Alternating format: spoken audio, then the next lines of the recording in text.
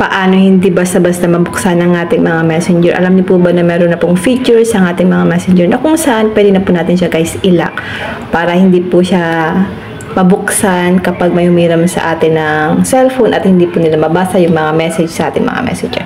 Ngayon, open lang natin ang ating messenger.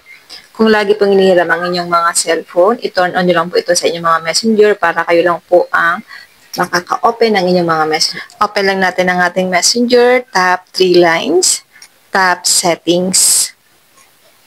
Then, scroll down lang natin guys. Tap lang natin dito ang privacy and safety. Tap app lock. So, kailangan lang po natin ito guys i-turn on. Then, unlock with biometrics. I-turn on lang natin ito guys. Then dito, lock screen, pipili lang kayo dito guys ng isa na kung saan automatic na maglalak ang inyong mga messenger. Halimbawa guys, ito sa akin, itong after I leave messenger, maglalak po agad siya. Kayo guys, kung gusto niyo po ng ilang minute o kaya 15 minutes o kaya 1 hour after leaving a messenger, pwede niyo po siya guys piliin. Pero sa akin, itong after I leave messenger, automatic siya maglalak. Then, back lang natin guys. Back. Ngayon guys, i-check po natin ang ating messenger kung meron na siyang lock. Okay, tap lang natin ang ating messenger.